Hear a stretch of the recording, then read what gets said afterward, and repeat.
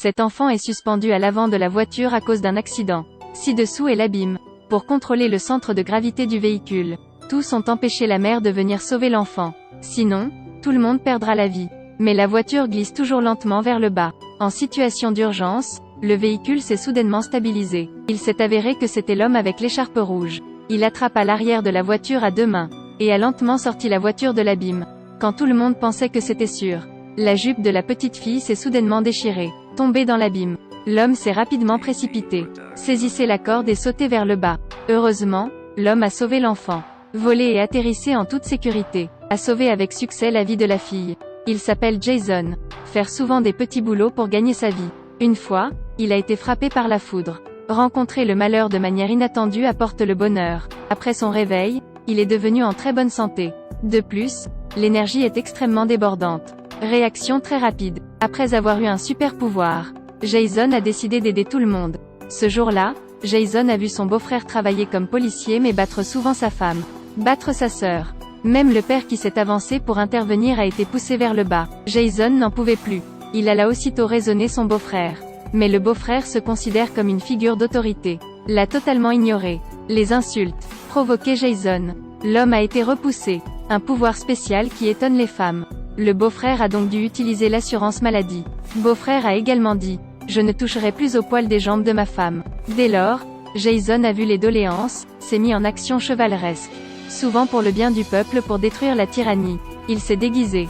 Faire des détournements de fonds des fonctionnaires de l'État doit être sanctionné. Jason est en train de découvrir des super-pouvoirs. Il a également essayé de voir s'il pouvait téléporter des objets. Essayé mais sans succès, il a abandonné.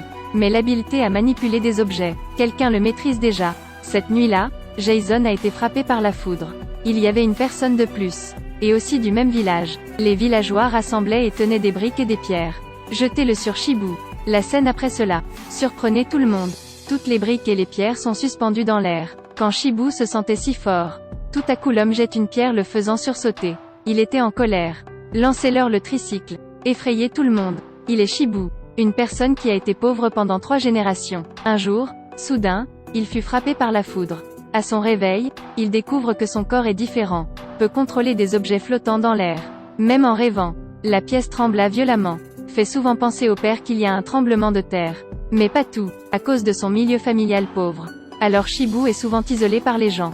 Il est aussi extrêmement autodérision. Même si le coup de cœur est devenu veuve, il n'a pas non plus osé avouer. Mais depuis il a des super pouvoirs. Il a peu à peu repris confiance. Ce jour-là, Crush a emmené sa fille dîner. Se faire taquiner par le patron.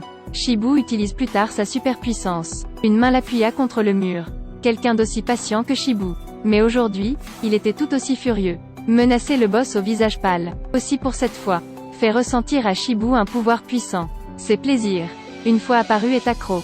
Pour cacher son identité, Shibu porte un masque en toile de jute. Il est allé voler le coffre-fort des riches. Et vengeance. Les hommes, s'approchant de son coup de cœur. Et un autre homme masqué s'appelle Jason.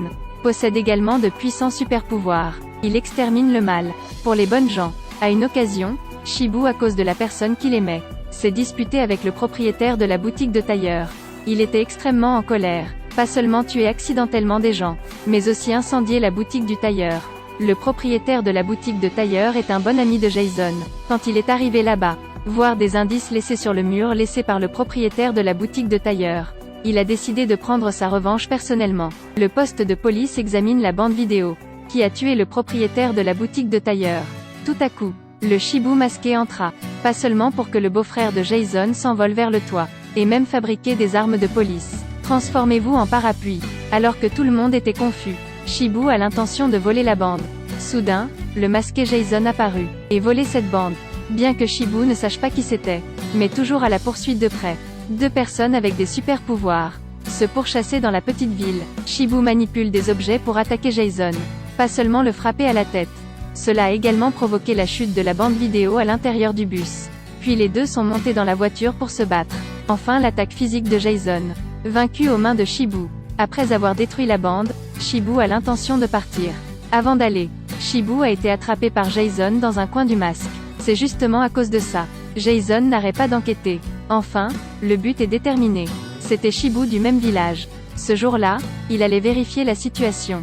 Puis entouré de villageois, parce qu'avant ça, Shibu se venge du propriétaire du restaurant. Et il l'a signalé à la police. Shibu vit que l'affaire était révélée.